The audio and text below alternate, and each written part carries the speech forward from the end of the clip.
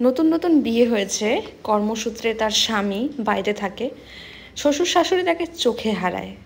মাস তিনেক শ্বশুর শাশুড়ির সঙ্গে প্রচণ্ড মিল। তারপর আস্তে আস্তে কি হলো বুঝতেই পারলাম না।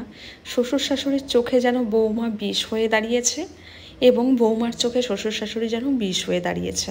এরপর চলে শ্বশুর শাশুড়ি এবং বৌমার মাঝখানে হার জিতের খেলা। কে হারবে কে জিতবে, ছেলে নিয়ে টানাটানি। বউ ভাবতো তার স্বামী যেন তার সব কথা শুনে তার কথায় উর্বশ করে, এবং মা বাবা চাইতো ছেলে যেন মা বাবাকে গুরুত্ব দিয়ে চলে। এবার ছেলের মাথা তো নষ্টই হয়ে গেল। এবার ছেলে হয়ে গেল দুমুখ সাপ। মা বাবাকে বলে যে আমার বউয়ের কথা পাত্তা দিও না, এবং বউকে বলে আমার মা বাবার তো বয়স হয়ে গেছে, ওরা আর কতদিনই বাঁচবে, তুমি ওদের কথা পাত্তা দিও না। ব্যাস এরকমভাবে চলতে থাকে। কিন্তু একদিন এমন একটা দিন আসলো, ছেলে যেখানে কাজ করে সেখানে বউকে নিয়ে চলে গেল। আচ্ছা, এখানে কার দোষ বলুন তো? মা বাবা নাকি বউয়ের? এবার ছেলে এবং ছেলের বউ বাইরে থাকতে শুরু করলো। সেখানে তাদের একটা মেয়ে বাচ্চা হলো এবং তারা আবার শ্বশুরবাড়িতে ফিরে আসলো। কিন্তু শ্বশুরবাড়িতে থাকতে পারলো না।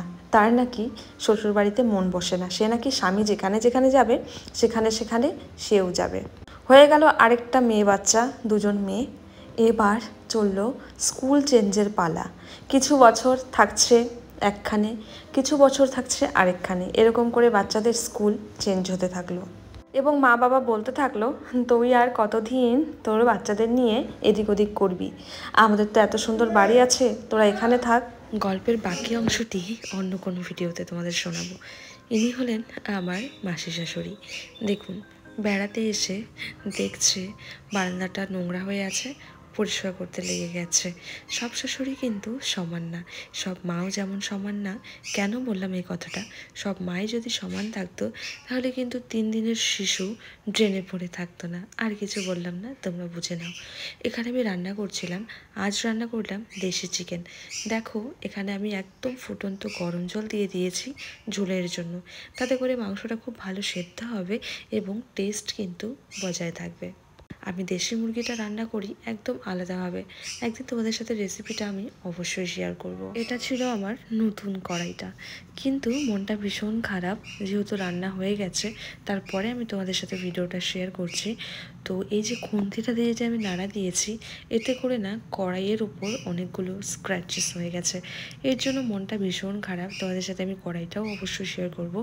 মাংসর ঝোল করেছিলাম, আর করেছিলাম আমি এখানে পটল ভাজা। প্রতিটা বাড়িতে না এরকম একটা তেল কড়াই থাকে। রান্না করতে করতে পুড়ে যাওয়া কড়াইগুলোর মধ্যে কিন্তু যে কোনো রকমের ভাজা করতে খুব সুবিধা হয়। আশা করি প্রত্যেক বাড়িতেই এরকম একটা কড়াই আছে।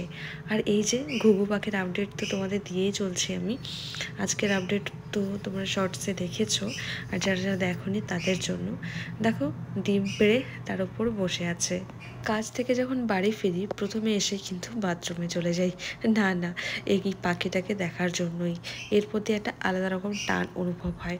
জানি না কবে এই ডিম ফুটে বাচ্চা বেরোবে। সবসময় শুধু সাপ ব্যাঙের ভয় কিন্তু লেগেই থাকে।